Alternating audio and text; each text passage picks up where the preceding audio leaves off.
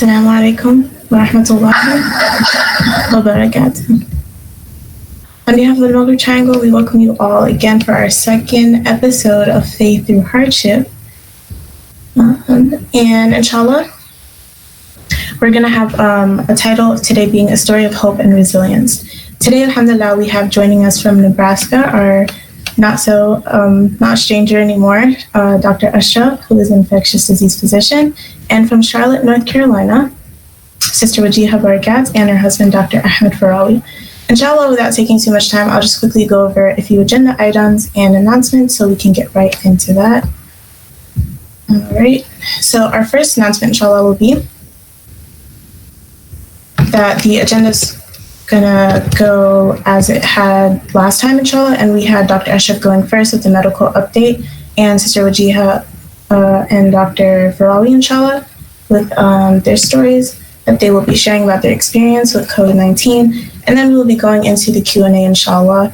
And just a reminder that AlMaghrib Faith Essentials that we discussed a little bit last time has free access for everyone until April 12th. So we encourage everyone to please take advantage of that, inshallah. And all the links for the following will be put into the chat box as well. Also a reminder that for our Triangle community members that the Islamic Association of Raleigh is still having their Left My Heart at the Masjid series, which is nightly at 8 p.m. on YouTube. So please tune in tonight, inshallah, and for the coming events. And right after this webinar, around 3:30, inshallah, there will be a Protecting Our Families in a Time of Crisis event on AlMaghrib on AlMaghrib's website, and there will be a link for that to join, inshallah. It will be by Sheikh Abu Isa and Sheikh Omar Sulaiman, who are both AlMaghrib instructors, as I'm sure you all know. And last reminder is that I wanted to encourage everyone to use the YouTube live chat, as it will be open and available throughout the session for you guys to leave your questions below. Without taking any more time, I'll go ahead and introduce our first speaker. Like I said, who's not a stranger to us anymore, alhamdulillah, Dr. Ashraf. Dr. Ashraf is a physician and professor in the Division of Infectious Disease at the University of Nebraska Medical Center, as well as the medical director of the Infection Control Assessment and Promotion Program there as well. He will be, inshallah, giving us some more major updates on the virus, as well as some tips, inshallah. And the floor is all yours, Dr. Ashraf. Thank you, guys. Thank you for inviting me back again. I will share my screen. We'll go over some slides, and then hopefully we'll have some time in the end towards question and answers. So let me just bring my screen up.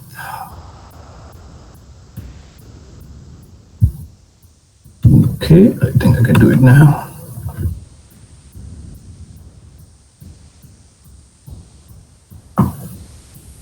Okay, so I think you guys are probably seeing my screen now.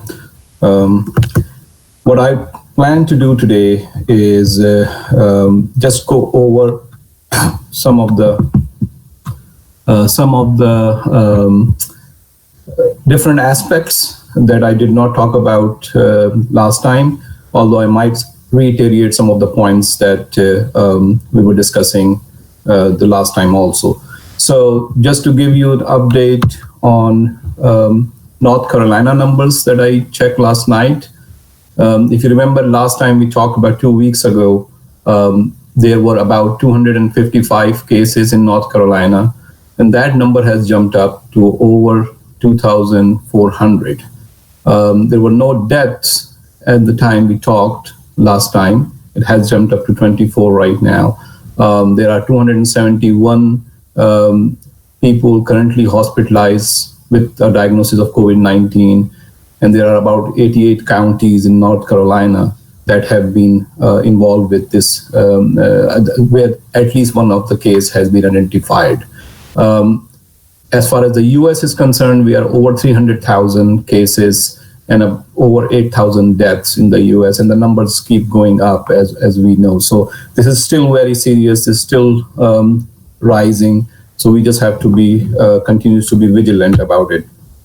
This is just a map showing which counties are most affected, and you can definitely see your own county there. There are certain counties where there have not been any case reported, but as the disease is spreading, it is just inevitable that they will be seeing some cases too. So we just have to be prepared for it as we go forward. Just from the last time, remember, how does COVID-19 spread? It's usually close contact with infected person. We talked about droplet route, where somebody is talking or coughing or sneezing, and the droplets come out of the mouth and go about 3 to 6 feet in duration. And that's why when we talk about social distancing, we talk about having at least a 6 feet space. Coughing and sneezing is the primary route, but you can spread droplet just by talking also. So that's important. That's how transmission can happen from asymptomatic people also who might be carrier in this disease. And then contaminated surfaces and fomites, that is also another route where people can indirectly transmit along with direct contact. So if you are shaking hand with someone, that can be a route of transmission. So just keep that in mind. And then airborne route, we talked about that this can happen, although not sure what percentage is through airborne route, but these are smaller particles that can remain floated in the air and they don't settle down like the droplet, and then they can go with air, in long distance. Again, that's not the primary route that it takes to spread, but there probably is some transmission through that route also. So we just have to be aware of that.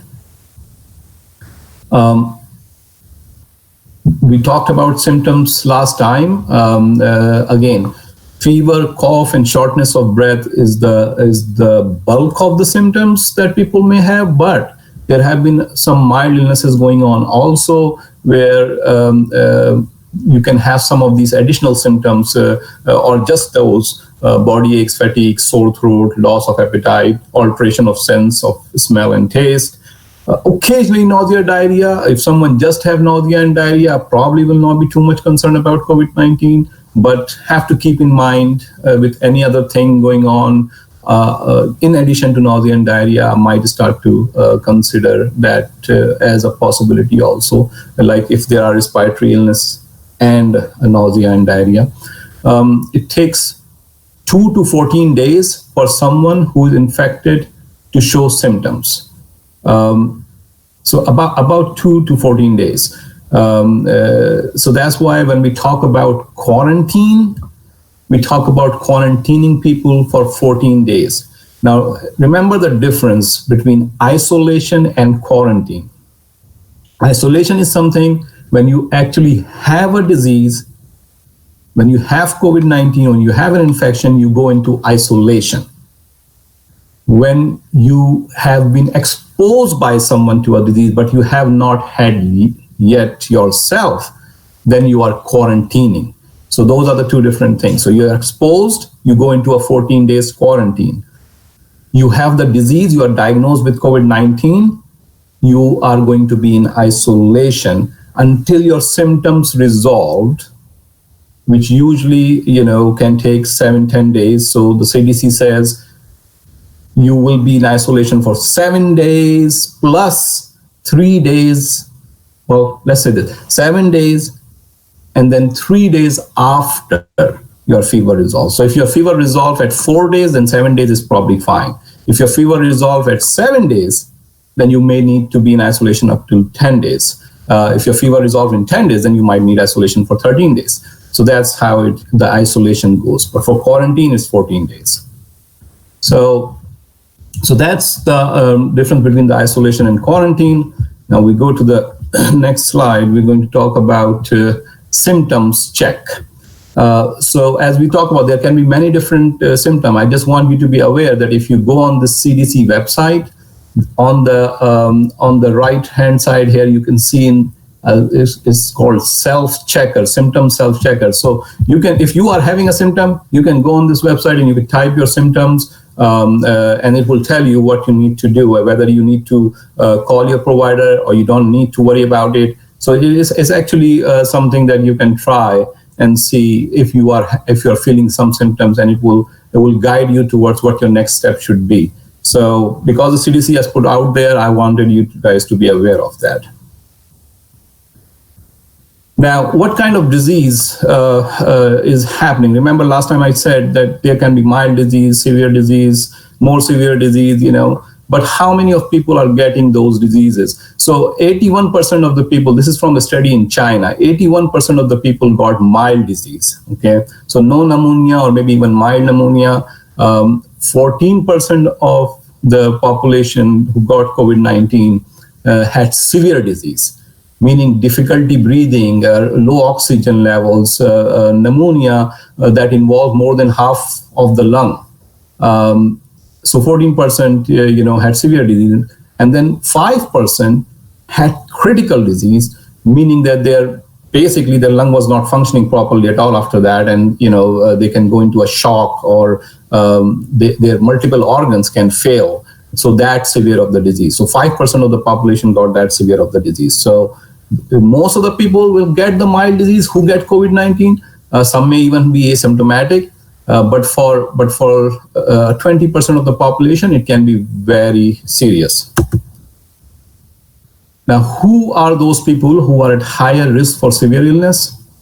People who are older, 65 years or older, nursing home residents, assisted living facility residents, long-term care facility residents, people of any age who may have serious medical condition, such as chronic lung disease, or moderate to severe asthma, serious heart conditions, immunocompromised individuals, immune deficiencies. So immunocompromised individual can be, either they have a disease or condition that make them immunocompromised, like they smoke, that can even make people immunocompromised, or they have immunity weakening, or they're taking immunity weakening medications like steroids, or cancer treatment, or certain other medication that can bring their immunity down. Those people will be at higher risk for getting severe illness. Severe obesity, diabetes, people with diabetes, especially uncontrolled diabetes, chronic kidney disease, who are undergoing dialysis, and liver disease, those are going to be at higher risk for severe illness. So just keep that in mind. And if you don't have that illness, but you are living with those people who may have those serious conditions, then you may still need to be very extra. You should be extra careful all the time. But that is the situation where you still have to consider extra precautions, because now if you get it, they may get exposed to it also. Now, we hear a lot about, maybe younger people, if they may feel like we don't have to worry too much about it. I would say that that's not true either. So this is early data from the US. And if you see that early data, about 9% of the COVID cases were in people who are greater than 85 years of age. And then 25% of the cases were in people who were 65 to 84 years of age. But you see that if we go to like 20 to 44 years, 29% of people who got COVID cases were in 20 to 44 year of age range. For 18% is 45 to 54 year age range. 18% in 55 to 65 year age range. So younger people are also getting the disease. Even we have 5% for 0 to 19 years. And if you look at this graph that you are seeing, that graph is showing you hospitalization, ICU admission, and deaths. So the lighter graph is hospitalization, the little bit darker is ICU admission, the darkest blue is deaths. Okay, you see by age group, and you can see that the numbers for hospitalization is kind of looking like the same all across age of 20 to up to 74 years. So be mindful that younger people are getting hospitalized also. Younger people are dying too. And it's not only older people who are, getting seriously ill. So that's just, be clear, this is the US data.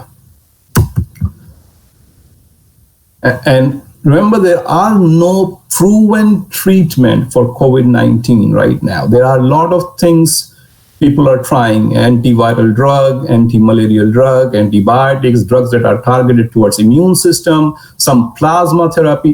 They're trying a lot of things right now, but nothing is proven. So there is no proven medication as of this point that I can say will treat COVID-19. What usually the medical providers are doing is providing supportive care, meaning hydration, meaning fever relieving medication, pain management. And if they need respiratory support, they are going to be on ventilator. Those are the type of things that is being provided. And while virus is taking its course and the disease is resolving basically by the body immunity. Now, in terms of vaccine, again, there are trials going on. There are promising vaccine that probably will happen one day, but currently there's no vaccine available for COVID-19. So we don't have that protection right now. And this is a slide I shared last time also. Just want to kind of go over it again because it's important. How do you prevent getting the disease? Avoid close contact with people who are sick. Maintain a 6 feet difference. Clean frequently, touch surfaces and objects daily. If surfaces are dirty, they should be cleaned using a detergent and water prior to disinfection. Wash your hands often with soap and water or even alcohol-based rub for at least 20 seconds, especially after going to the bathroom, before eating, after blowing your nose, coughing or sneezing. If soap and water are not available, use a hand sanitizer that contains at least 60% alcohol. Always wash your hand with soap and water if it is visibly dirty or soiled with something. How to prevent spreading it if you have it? Again, if you're feeling sick, if you are ill, if you are diagnosed with COVID-19, take precautions, speak with your medical provider. If you're not too sick, stay home and discuss the situation over the phone. If you are feeling sick and have to go out, such as urgent medical appointment, wear a face mask before you go out. Separate yourself from people and animals in your home, separate bedroom and bathroom. Cover your cough and sneezes with a tissue. Wash your hands often. Avoid sharing personal household items. Clean surfaces daily. Monitor your symptoms. Now, the new thing that has come from the last time we talked till now is the CDC has came out with the recommendations for use of cloth face coverings or cloth masks, you can call it.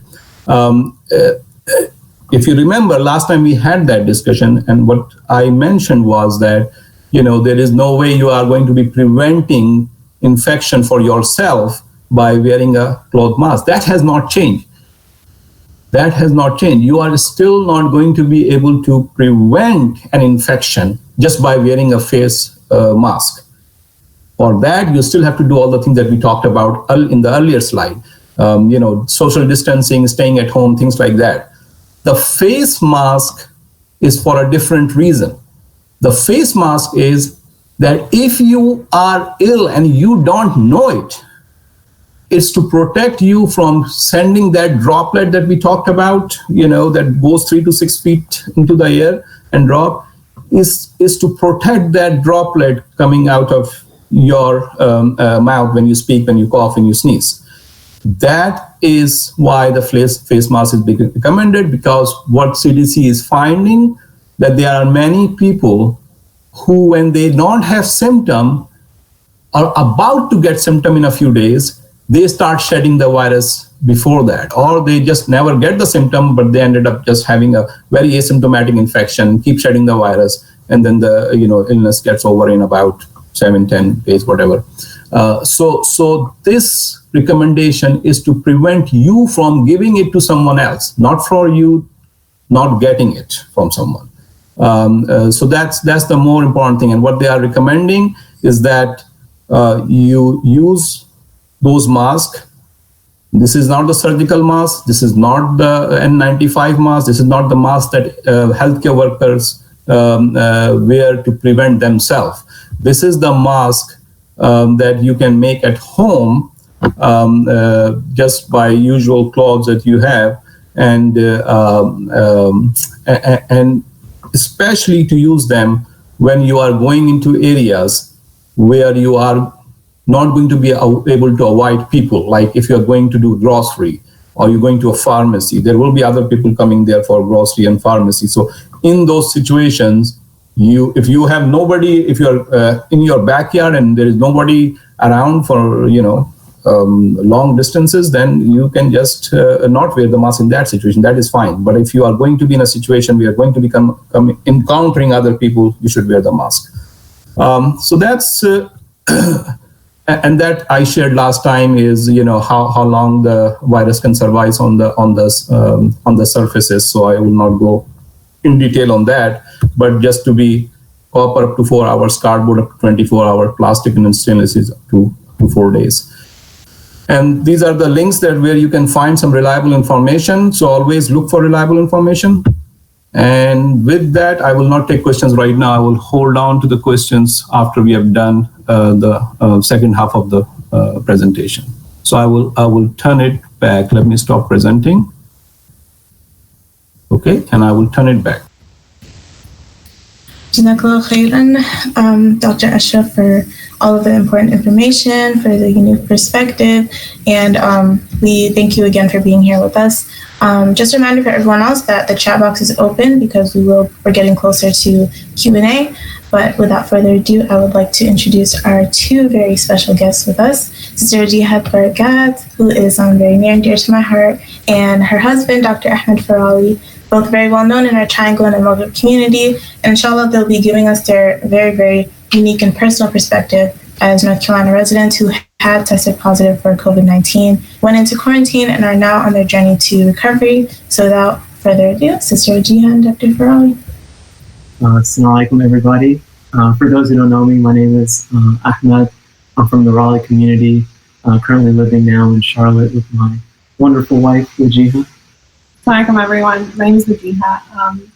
I was a part of AlMaghrib in the Raleigh chapter for quite some time, and we currently now live in Charlotte for Ahmed's residency program. So this all started on the 13th of March. A few days prior to me feeling ill, one of my coworkers had gone to a concert and for several days was coughing, sneezing, just wasn't feeling well, but was still continuing to come to work. We were in close proximity with each other, and within a few days I started feeling some symptoms. I had gone to sleep feeling just fine, and I woke up on the 13th just feeling a heaviness on my chest. It felt like I was breathing through a filter, and I was just feeling extremely fatigued. I didn't have a cough. I didn't have a fever. Like Dr. Ashraf said, those were the more common symptoms. But for me, it was the fatigue more so than anything. And from that, I just knew that something was not feeling right. And I went in and called my superiors, and I told them, hey, I'm not feeling well. And given this environment, kind of what we're going through, they instructed me to stay home. Like, mind you, this was way before the stay-at-home instructions were in place, or social distancing even. I mean, we were the 11th and 12th confirmed cases in Charlotte, so it was really early on. And so I actually did it like a telemedicine appointment, like Sunday, a few days after we had gotten sick. And, initially I wasn't even allowed to get testing. But the symptoms played out very differently for both of us. While Ahmed had like a severe fatigue in the beginning, I was less fatigued in the beginning, but I did have the heaviness on my chest and the cough and just being out of breath doing the most simple of tasks. Just walking to the kitchen or trying to make something to eat. It wasn't normal. It was as if we had just like gone up a flight of stairs. That's like how the shortness of breath presented itself.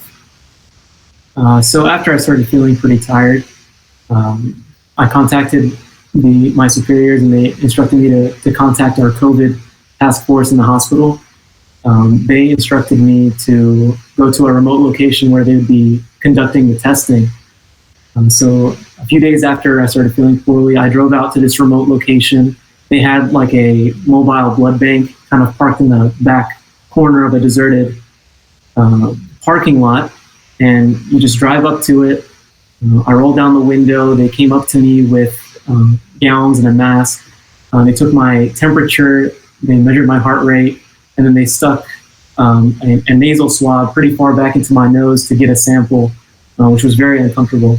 And then within a day, I had the result that I was COVID positive.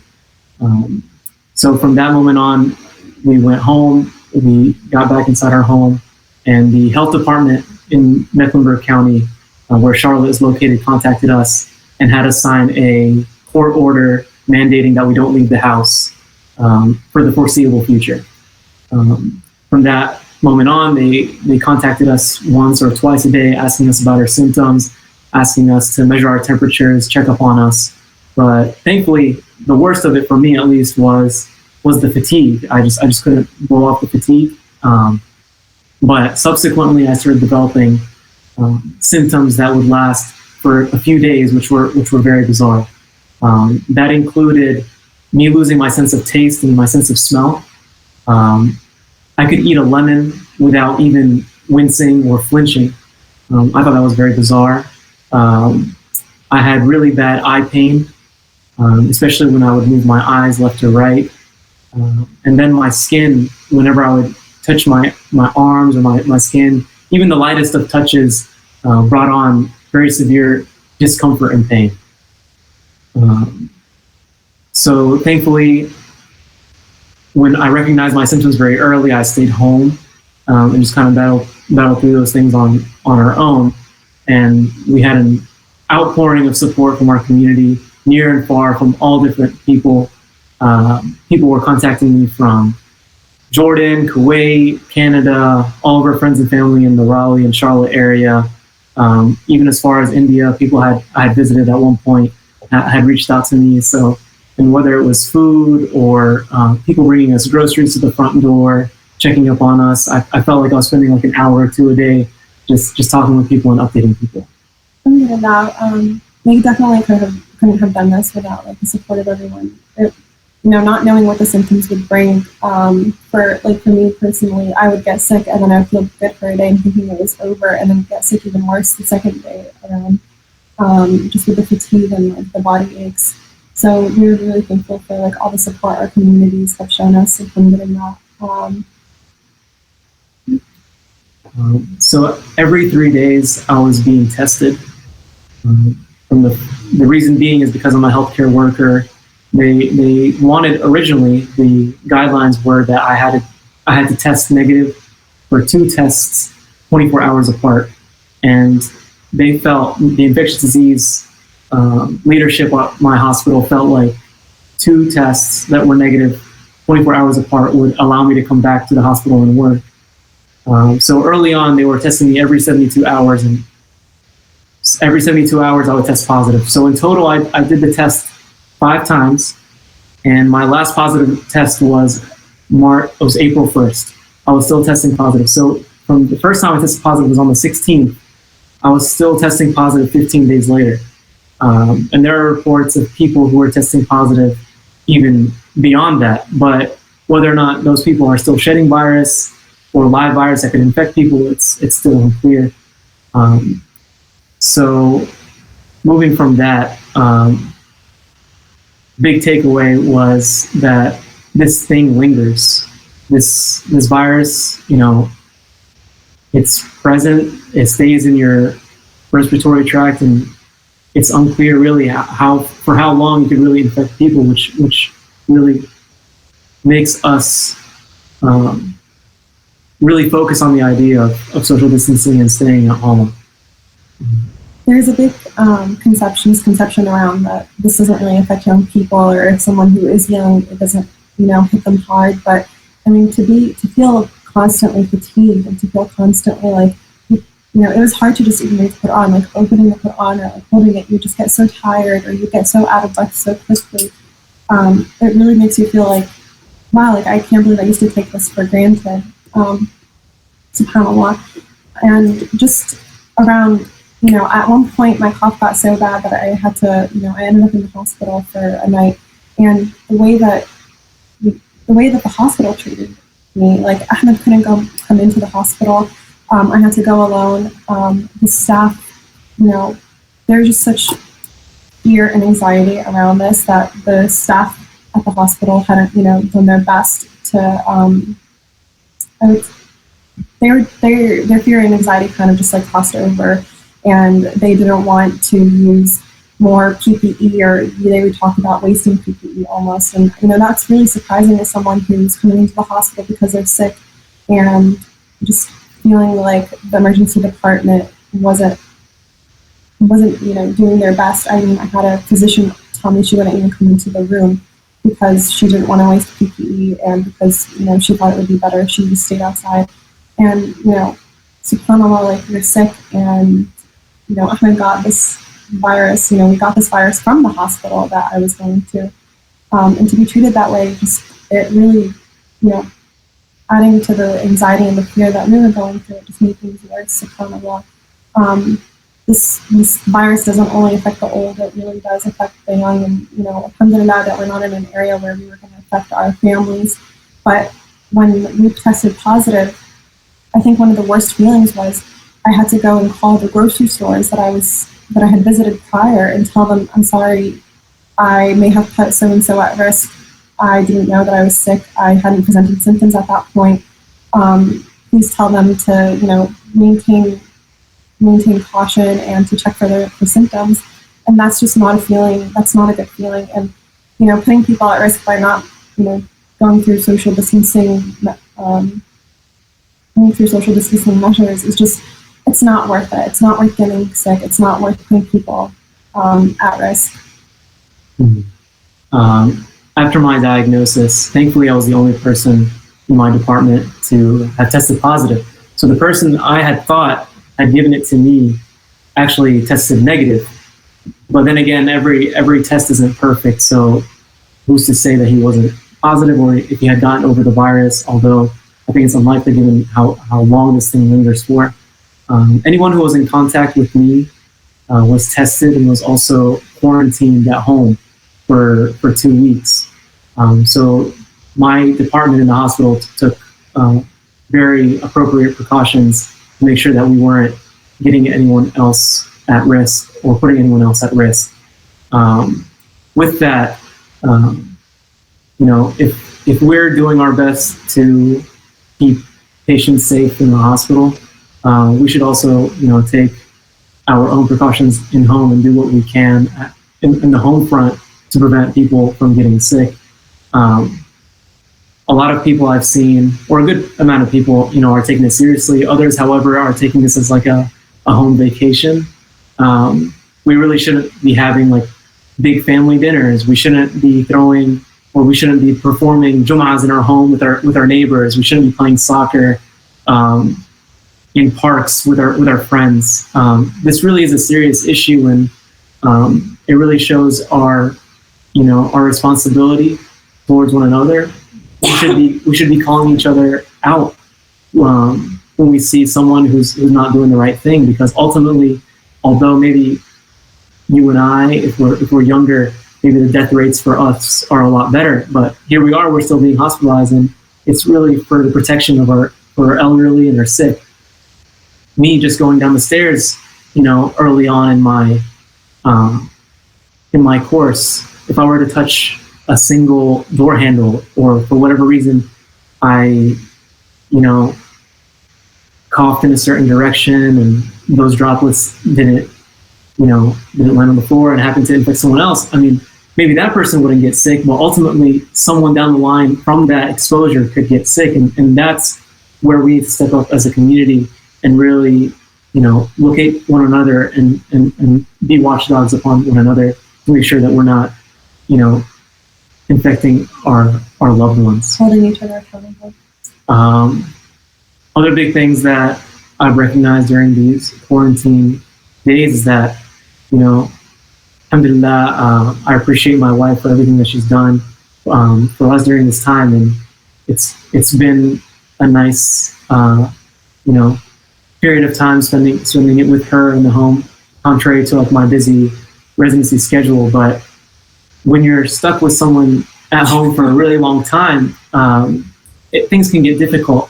And with the anxiety that's floating in the air everywhere. People just react to stress differently. Some people like to send hundreds of WhatsApp messages and WhatsApp videos. Some people like to post a lot on Facebook. Some people end up becoming very emotional and angry. This is all just a response to stress. So I think we need to just recognize this amongst each other, just recognizing that, hey, the person in front of me might be really stressed from all this. Our mothers are really stressed taking care of our families. Our dads are stressed being at home longer than they have to, or vice versa. So in reality, we're all kind of going through this together. So we just need to be patient with one another. Other things I'd like to mention is just that it's really important to maintain your alone time. It can be overwhelming in the home, kind of being face to face with each other for so long.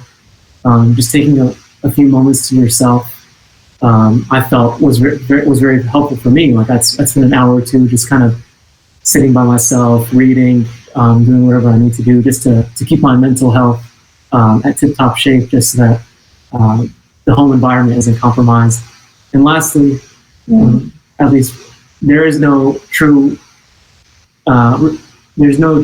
necessity to be productive during this time. Lots of Instagram posts and social media kind of push you to be like, oh my God, you need to wake up at this time and have 10 ajzat memorized by Dhuhr. Like everyone just needs to relax. This is a stressful time, like we said, so just do what you need to do to stay afloat. Don't look at everybody and just look at yourself and think of yourself as a failure since you didn't do anything for like a week. It's okay. Like this time, inshallah, will pass too. And we just need to maintain our resilience and to kind of push forward from this. And mind you, we were in isolation, not quarantine, so we couldn't go out and get our groceries. We couldn't even go out and get our own mail or throw away our own trash. Like we had to ask people to do that for us, which was really hard. So like being at home, it's not like, oh, like let me go take a walk. We were not allowed to go take walks outside for 3 weeks. So that's why like we try to maintain a healthy like balance at home between like alone time and like doing our own thing and spending time together. But yeah, anything else? Yeah. All right, so we'll send it back to you. All right, Jazakallah khairan. We really appreciate your insightful stories and sharing your very personal experiences with all of us. We hope and pray that Allah subhanahu wa ta'ala continues to make things easy for you and accept everything that you guys have been doing. And inshallah, I've seen a bunch of questions coming in through the YouTube chat. I encourage everyone to start doing that if you're thinking of questions for either Dr. Ashraf or Wajeha and her husband. We're going to go ahead and jump right in. So the first question that I see is for Dr. Ashraf. The question is, are there any public health interventions we should do as medical professionals at this time other than educate about preventative measures? Other than educate about preventative measures. In terms of preventive measures that we have to take is the social distancing. I think if someone has, let's take a look. I think I'm trying to read into the question is that if this is a medical professional who's working, they will have to follow all the guidance that is out there for medical professionals in terms of the personal protective equipment that they have to do, because they will probably still be going to the work. They will still be performing their duties. Wherever they can switch those duty from in-person to the telehealth. I think that is recommended these days. In terms of personal protective equipment, following that strictly is important. I think people can still focus on hand hygiene and basically regular hygiene. When you come home from work, you take your shower and things like that, and that can be the best you can do. In terms of general public, we have already talked about the social distancing is probably the most important, along with the hand hygiene, along with the cough. If you can do the deliveries at home for their groceries rather than going and picking it up, that's probably the best option. You're going to avoid people from getting exposed.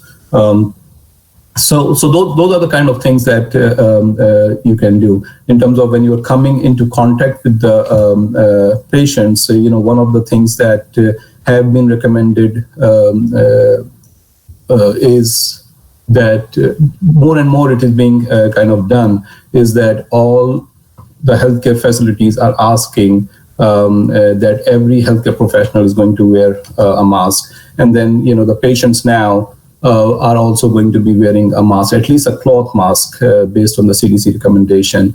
Environmental cleaning and disinfection after a patient leaves the clinic is important. So between patients, you can always have a high test surface area wiped. So those are the kind of measures that healthcare professionals can take to keep themselves safe. If you are in the workers' room, like a staff room or a break room and things like that, you can also make sure that you are not overcrowding that room. You are maintaining a distance in that room also. That's very important.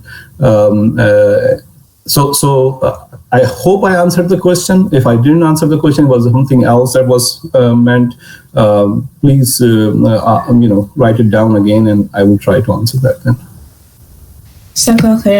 Yes, the person clarified that, and that I think they can also use this advice, but as volunteers for public health. But in the same manner, I think this advice would be very beneficial for both those working in healthcare and those who are volunteering as well. All right, so next question will be for Dr. Farawi. So we have a question that's asking, how has this experience changed you and your outlook as you progress further in your medical education/career? Residency training is very much a challenge that you are experiencing with all of the people that you work with that are kind of in the same boat. When you're not working, other people are working. When you're asleep, there's people working the night shift. So this is basically one big continuous effort to keep people healthy and to get people well.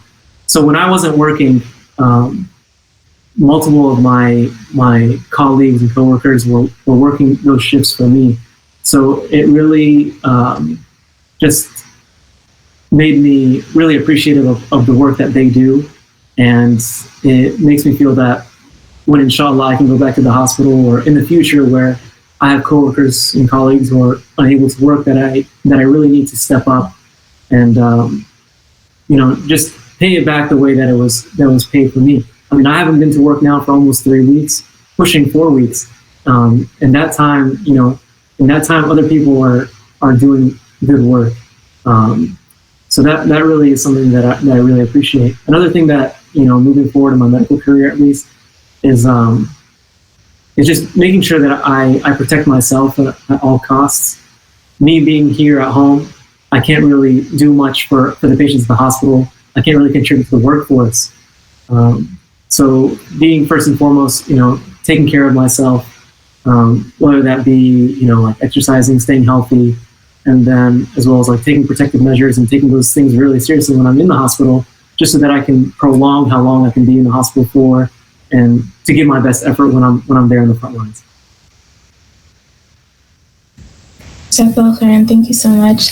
The next question will be for Wajeha, and we have a question asking, what did you feel exactly that made you go to the hospital? So if you could kind of expand on why did you feel that now is the time to go to the hospital, and what's the proper measures to take if you plan on doing that as well? Yeah. So I would say that just right now, with everything going on, you really shouldn't be going to the hospital or going to see your doctor unless it's very severe. Luckily, Ahmed was at home and he was listening to my lungs, because at some points I did really feel I felt I was coughing a lot. I was more tired. I couldn't breathe as well as I would normally. But with his recommendation and my primary care doctor's recommendation, they told me stay at home. What sent me to the hospital was because the cough had gotten so bad that I was on particular medicine, and that medicine gave me a really bad reaction. And so for that reason, I had gone. It wasn't directly because of like the COVID symptoms. It was more so because of my reaction to the medicine for the cough. And even to that extent, like as bad as my cough had gotten, or as bad as I had felt, like it still didn't justify me putting people at risk at the hospital, because ultimately I wasn't at a point where anyone, a doctor or a nurse could have done anything for me. And I think that's really important to know. People freak out. We start feeling not well. We start, because of all this fear going on.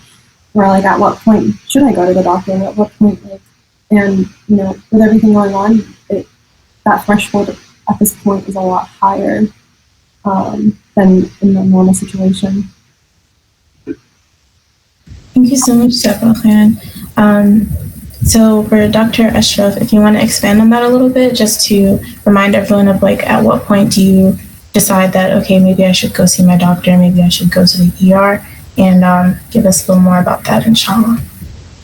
Yeah, so, usually what I will advise that anytime you are feeling like, and I will give you some symptoms to kind of, that you need to go to the hospital, the very first thing to do is to call your primary care provider's office first, discuss with them, no, again, if it's too bad, like, you're getting unconscious into the situation or things like that, then there is not much time to call. You call 911, but even then on the 911, you will tell them that I probably may have COVID-19 disease, if you are suspecting that, or I am having respiratory difficulty or something like that. So you will have to kind of tell them that, so they come prepared for you.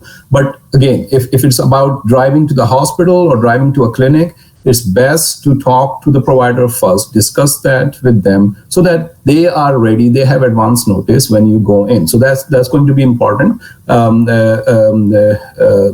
the symptoms that are going to be very, very,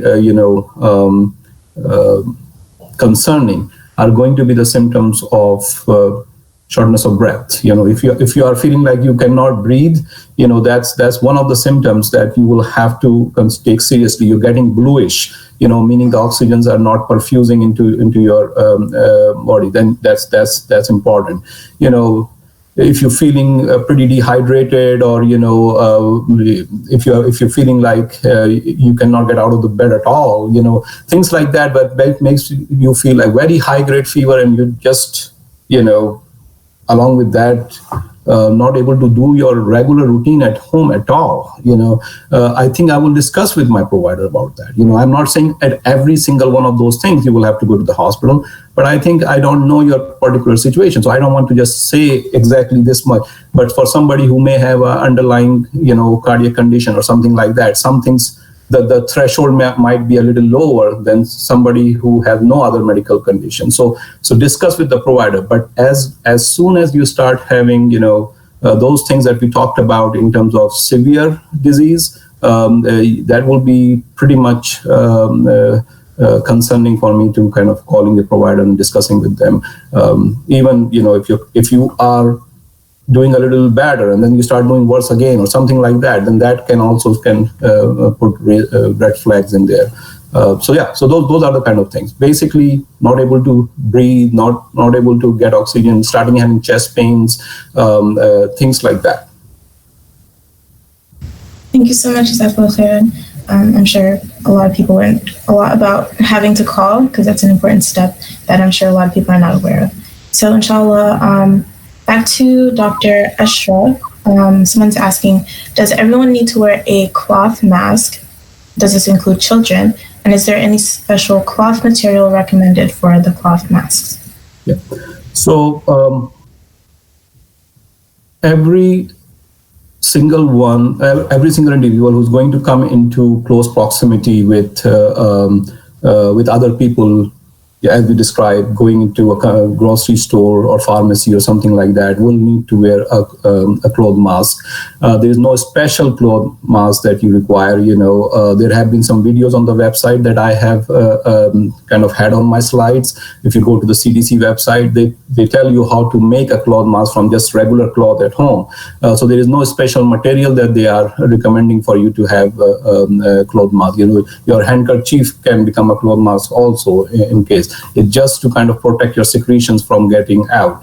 However, in terms of children, I think it depends on how old are the children. If I'm not wrong, I think the CDC says children under 2 years of age definitely should not be wearing it. The main important thing is that those people should not be wearing masks that will have difficulty taking it out when they are, if they are feeling uncomfortable or something like that. You don't want people to wear a mask but not able to get out if they need to get it out because they are having problem with breathing or something like that. So children comes into that category. The children cannot take that out because of whatever reason, or they're too young to understand the mechanics and dynamics. Then you are not going to be wanting them to wear the cloth mask. A 5-6 year old who understand and maybe get rid of the mask if he feels short of breath or something like that, they can probably wear it. So that's how the cloth mask will work. Oh, one thing, I was thinking about the previous question that you asked about how the healthcare provider can help their patients beside education. I don't know whether there was a component of treatment in that question, whether they were thinking about how to treat those patients or something. The only thing I will kind of add in terms of if you are taking care of a patient who is COVID-19 positive, again, there are no proven treatment options available. People are trying different things. To be honest, I don't have very convincing data to recommend one treatment over other versus any treatment. So the most people can do, as I talked about, is providing the supportive care in that situation. So just to add on to that. So clear, and thank you for adding on to that as well. So if I can turn it back over to Sister Wajeha and Dr. Farawi. A couple questions, so I'll go through a little time. People want to know how you are both doing now, if you were able to test negative, and if you can go through what the treatment has looked like. Some people are asking specifically if you've tried flaxseed oil or what that has looked like for you all. Yeah, so alhamdulillah, we're doing much better. I still have a post-viral cough. I feel like it's going to be hard to shake. It reminds me of my touch cough. But alhamdulillah, we're both doing better. We have our energy back as of the past 4 or 5 days. Alhamdulillah, and I think that's the biggest blessing. And then in terms of testing, unfortunately, the last time Ahmed tested, so he's only getting tested because he's a healthcare worker. Under any other circumstance, we wouldn't really be getting tested to see if we're over this. And that's kind of concerning because the CDC guidelines say that after 7 days of, since your fever, and then 3 days after all your symptoms have disappeared, you can go back out. But it's been 3 weeks for us, and we're still testing, or he's still testing positive. I don't get to test positive because I just work from home. So yes, we are still testing positive, but I think the infectious disease department at his hospital have given him the go-ahead to go back to work when that time comes. And then in terms of treatment, so my dad actually sent me flaxseed. And I took them just because of the sunnah and the hadith about the Prophet saying it's a treatment for everything. But, still have the cough. Yeah. In terms of any scientifically established in the literature treatments, all we know for this virus is similar to other viruses is supportive care.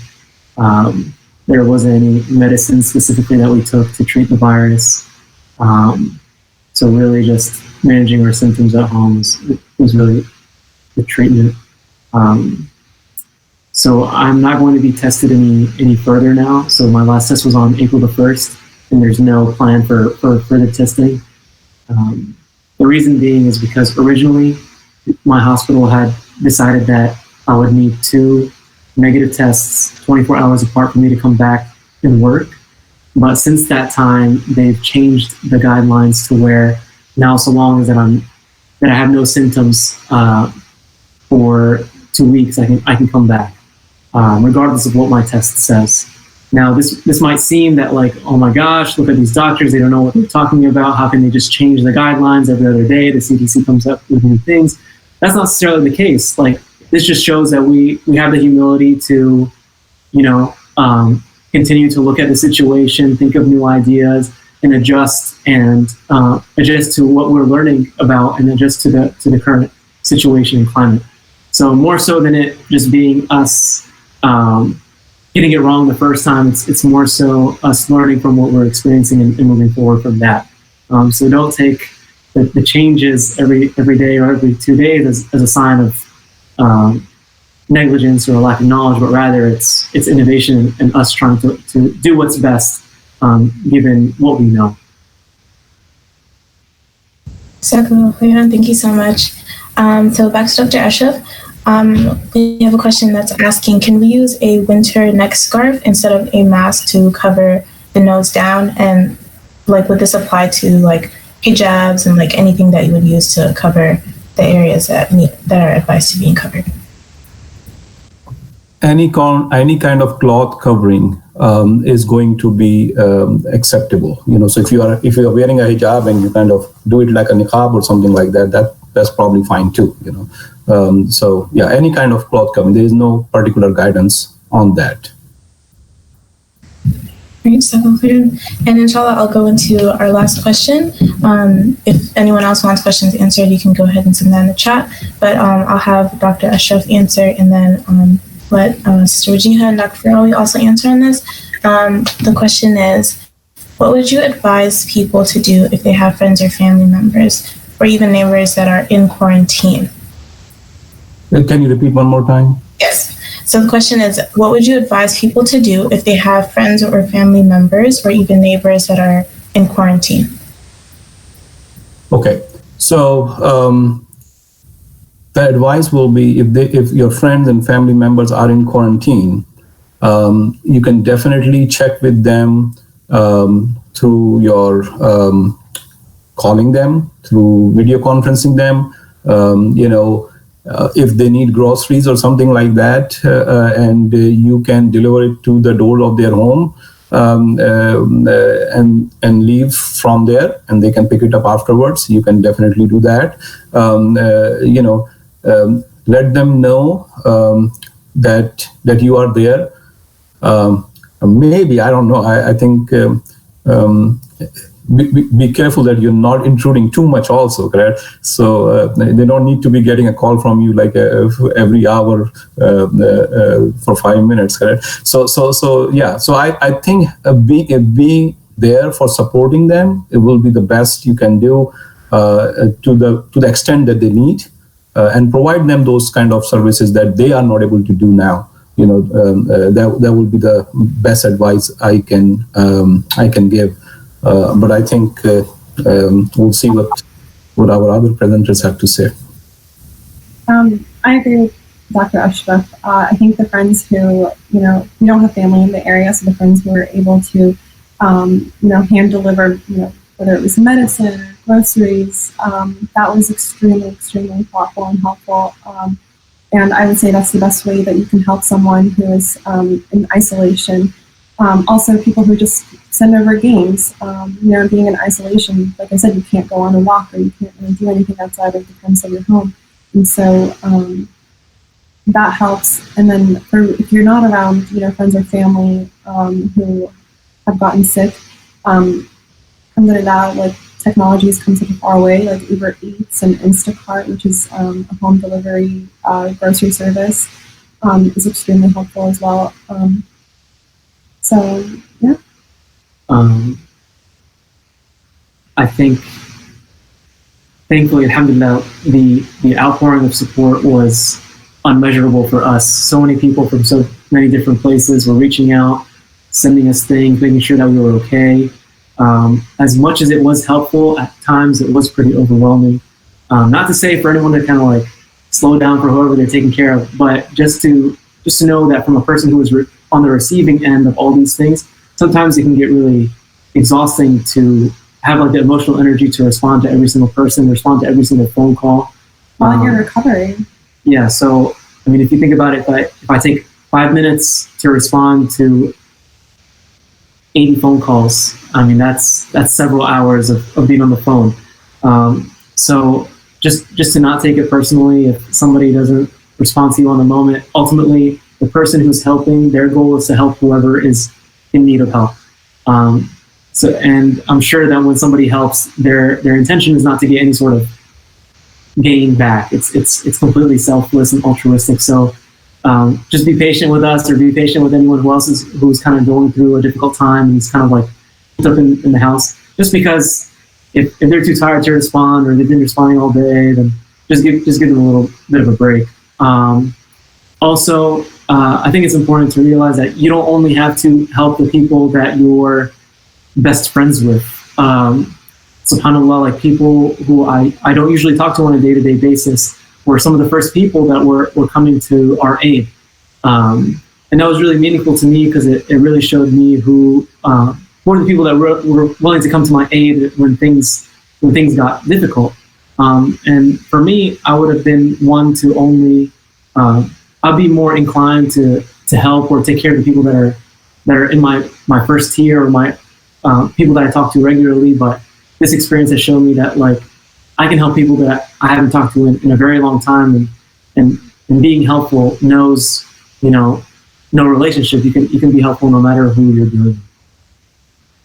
The reason we initially had posted about like having COVID was just because we were seeing people still hang out during that time and like have house parties and invite people over, and we wanted to bring that awareness to everyone and saying like this whole mentality of it can't happen to me. And we had thought, like when we first started hearing about COVID entering the Carolinas, like this can't happen to me, this is so far away from me, just because we didn't know anyone who had gotten it. And we just really wanted to bring that awareness to how important social distancing was. And we were so like, we've helped anyone realize that, and it's brought benefit to anyone, and that was us doing our job. And Allah subhanahu wa ta'ala is so generous, and like his ibad, they have been so generous with us, and we just wanted to thank everyone who's been helpful with them. One thing I just kind of, because I thought about it while we were doing, I talked about isolation and quarantine, but I also think that people use the word sometimes these days about self-quarantining because they have some underlying medical condition and things like that, which is a little different than the medical quarantine. When someone is saying I'm self-quarantining because I have some underlying medical condition, in that situation, they are not exposed to the disease. They can still go out and do grocery and come back home and sit down at home. Basically what they are doing is they are doing social distancing, and that's fine. When you have an exposure to somebody and you are asked to do quarantine for that exposure, then in that scenario, my recommendation is, because what it means is that you also stay the same way as the isolation people are staying at home. You stay at home strictly for the 14 days type period if you are exposed. So don't do the grocery even in that situation. Okay, just to kind of clarify. Thank you. Jazakallah khairan for that clarification. Jazakallah khairan, Dr. Ashraf, Mr. Wajeha, Dr. Farawi. We really, really appreciate all of your efforts, your advice, your information that you had for everyone. And we'll just move into a few more very important health reminders. So we urge you to please stick around for a few more minutes, inshallah. It's highly encouraged for everyone to make a will at this time. You can download it from the Islamic Association of Raleigh's Raleigh website. It's also going to be posted in the YouTube chat. North Carolina also has standard forms available for advanced healthcare directives, such as a living will and healthcare power of attorney that can be registered with the state. And the link for that will also be pasted below. Another note is that if hospitalization is needed for a family member, no other family members will be allowed to accompany the patient, so please keep that in mind, as you heard from Sister Wajeha earlier. And it's very, very important to remember that if your symptoms are getting worse and you cannot breathe and you're in a very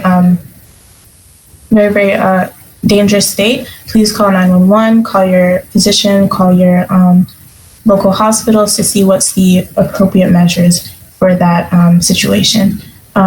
It's also suggested that if you are going to the hospital, make sure you have everything that you need with you, your cell phone, your charger, to make sure that you can keep in contact with the family members that aren't able to be there with you.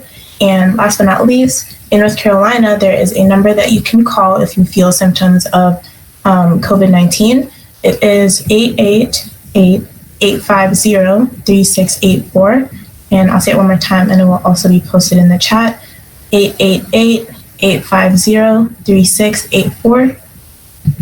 And like I said, if you feel that you have symptoms of COVID-19, then you will be asked several questions by a nurse. Then you will be prompted to a physician, and if it is needed, you will also be asked to come to a respiratory diagnostic center to get tested.